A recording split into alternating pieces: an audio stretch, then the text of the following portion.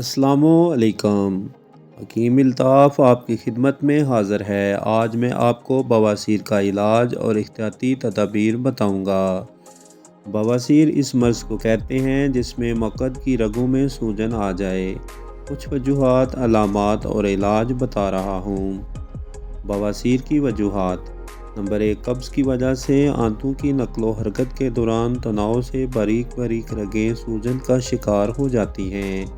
Number 2، تیز مرچ، cigarette نوشی، شراب نوشی، چرس کا زیادہ استعمال۔ نمبر 3، مرغن غذائیں اور چٹپٹی چٹخارے دار چیزوں کے استعمال کی عادت۔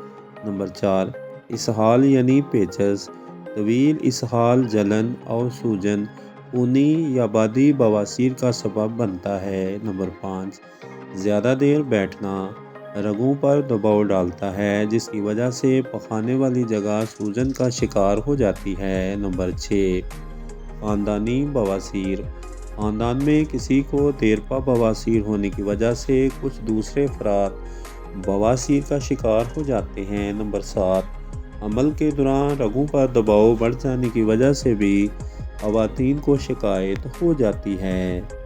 احتیاطی تدابیر: نمبر 1، نمک والے پانی کے ساتھ غسل کریں۔ نمبر 2، ایلو ویرا کا استعمال کریں۔ دودھ میں بادام روغن لیں۔ نمبر 3، پھل سبزیاں جن میں فائبر زیادہ ہو کھائیں۔ آڑو اور تربوز بواسیر میں فائدہ کرتا ہے۔ نمبر 4، بواسیر میں دودھ فائدہ مند ہے۔ نمبر 5، پخانے کو نرم کرنے کے لیے زیادہ پانی پئیں۔